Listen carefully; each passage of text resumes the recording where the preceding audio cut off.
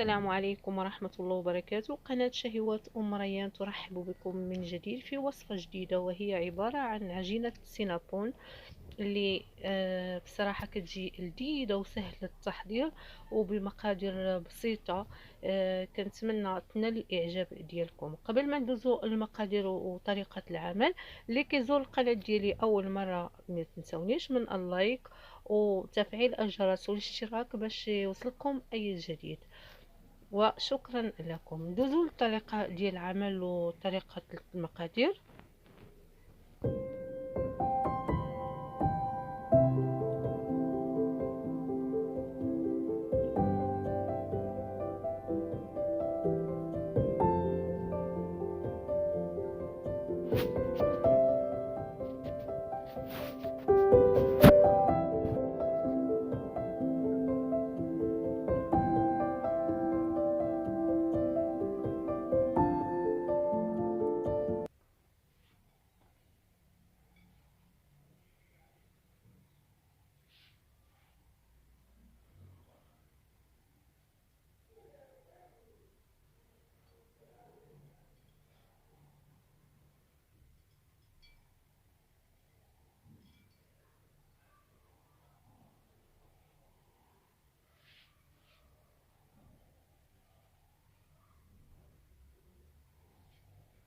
على تبارك الله غنبداو اليوم هاد الوصفة. وصفة جميلة كتجي لذيذة وسينابون بالعجينة هشة.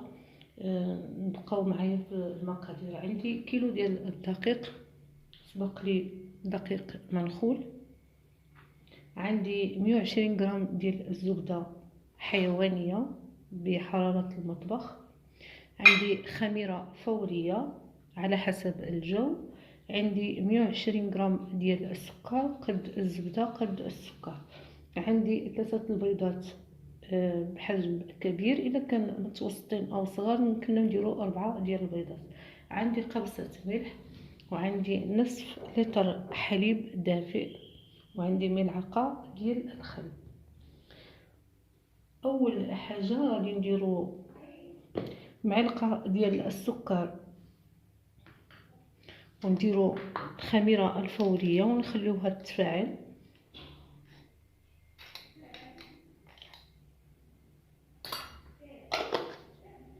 ما نديروش الحليب السخن على الساخن على الخميرة باش ما تهرش لينا داك المفعول ديالها. خاص الحليب يكون دافئ فقط.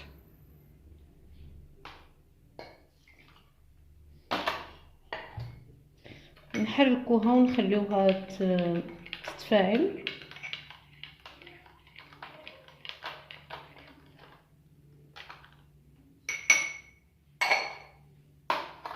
بعد ما تفاعلت لنا الخميره غادي ندوزو نحطو الدقيق في العجانه.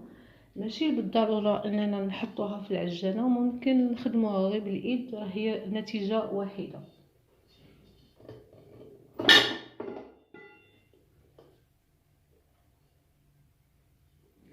كيلو ديال الدقيق، اللي بغى يدير نصف المقدار يديرو. انا عندي الضيوف اضطريت ندير مقدار ديال كيلو ديال الدقيق.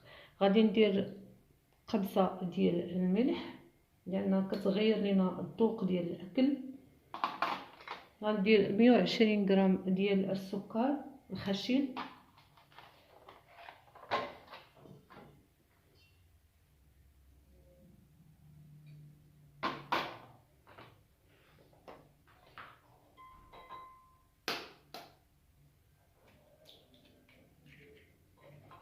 ثلاثة ديال البيضات.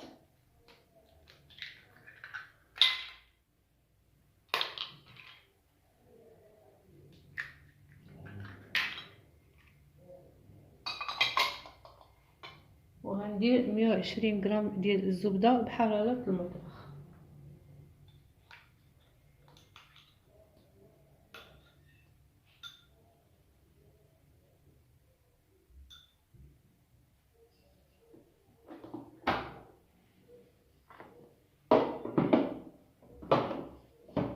وعندنا الحليب دافئ باش نجمعوا العجين، وعندنا ملعقة ديال الخل.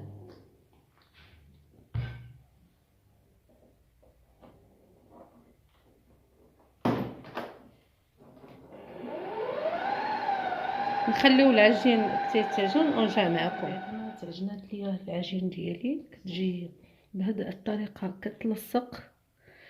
واخا كتلصق ما غادي نخليوها حتى يضاعف الحجم ديالها، وعاد ندوزو باش نشوفوا الحشوه اللي غادي نديرو في الوسط.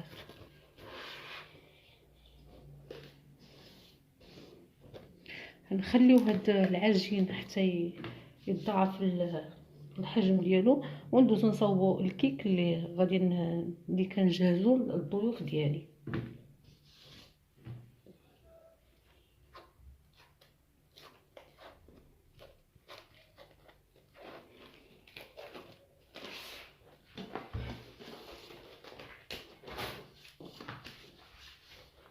بعد ما ضاعف الحجم ديال العجين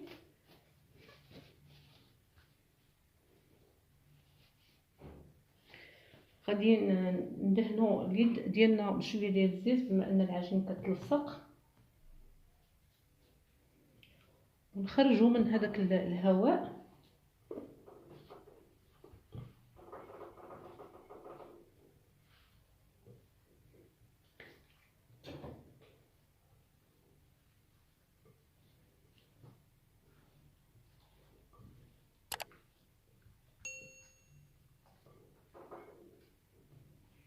غادي نرشوا ناخذوا مايزينا ونرشوا بها.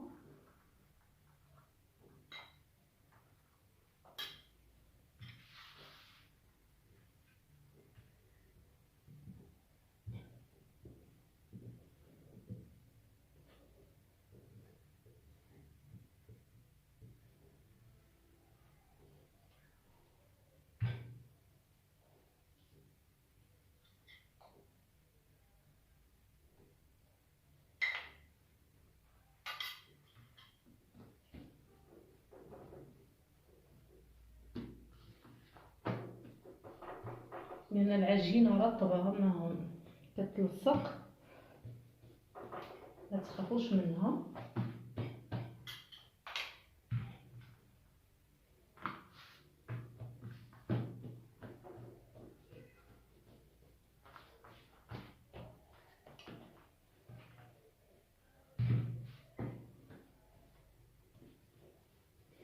الا ما متوفرش النشا ممكن ديروا الدقيق، راه نفس النتيجه، ماشي بالضروره النشا.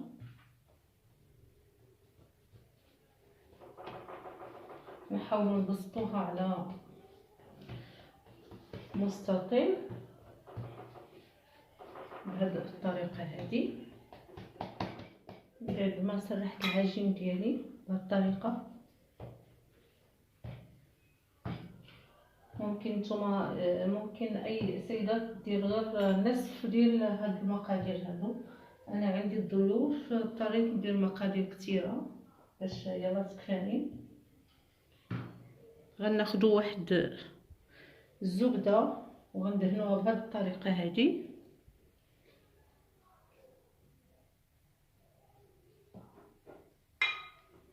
الزبده تكون بحراره المطبخ باش تجينا ساهله.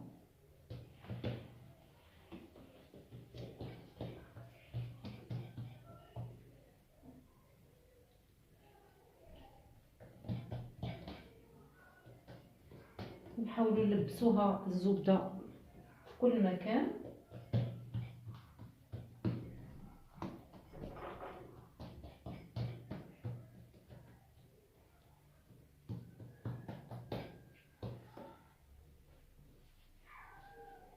هنا غادي نستعمل اللي موجود عندكم في البيت، ممكن تستعملوا اي مكسرات، سواء جوز الهند، سواء لوز، سواء فول سوداني كاوكاو، او شوكولا، او مربى بجميع الانواع، او نوتيلا، او اي حاجه عندكم في البيت.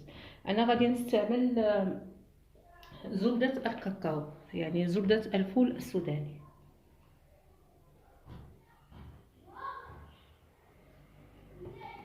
كيعطيها واحد النكهه جميله جدا.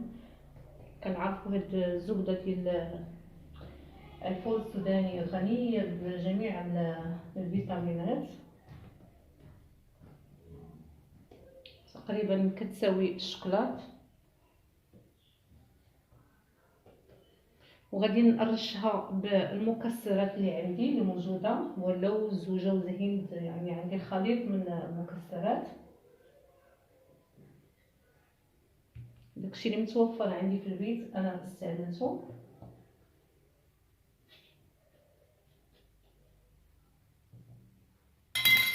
وفي الاخير غادي نرشها بالقرفه. اللي ما كتعجبوش النسمه ديال القرفه ما يستعملهاش. انا غادي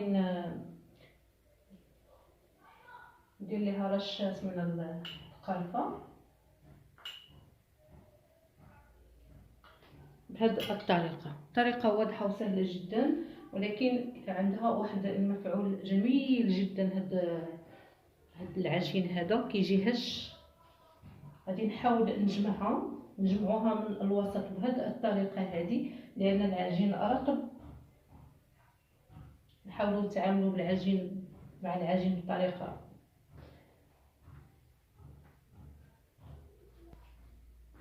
نحاولوا حنا كنجمعوها وحنا كنجمعوا الجوانب ديالها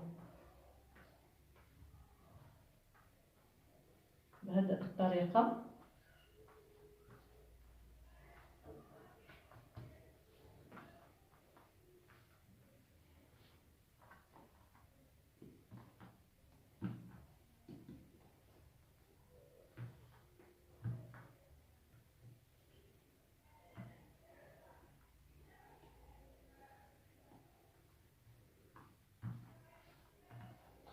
نحاولوا نوضعوا هذا الجانب ديال الطي من تحت من الاسفل، ونحاولوا نقادوها بيدينا بهذه الطريقه هذه باش يجيونا احجام متساويه.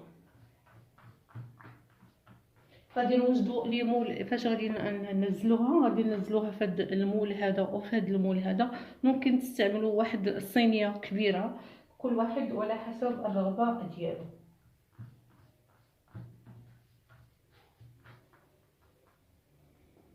غادي ناخذ واحد الخيط باش غادي نقطعها.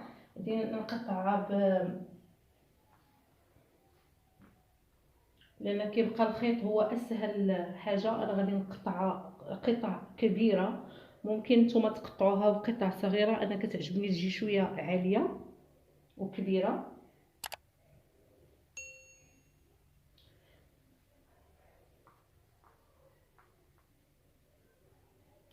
بهذه الطريقه هذه وننزلوها في المول.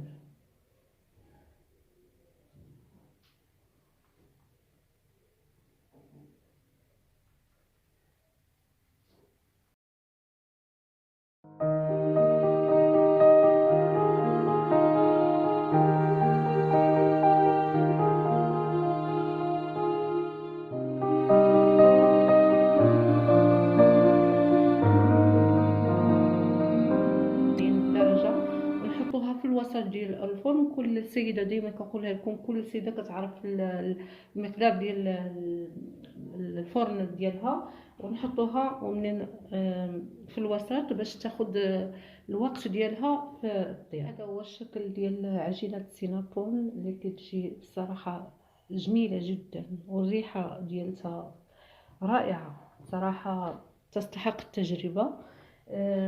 الان غادي نزول هذه من الموديل باش تشوفوا الخمازله سخونه. غادي نجيب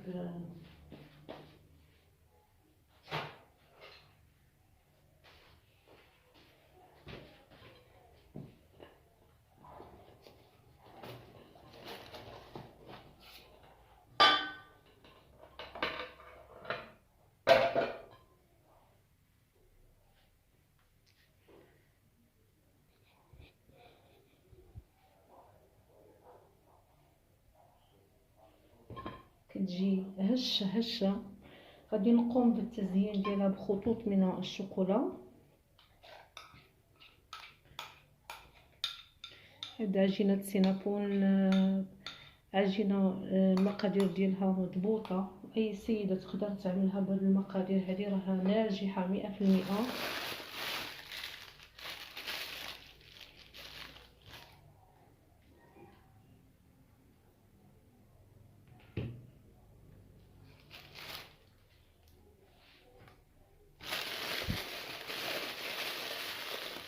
ممكن تزينوها بأي طريقة بغيتو، ممكن تخليوها بهاد الطريقة هادي.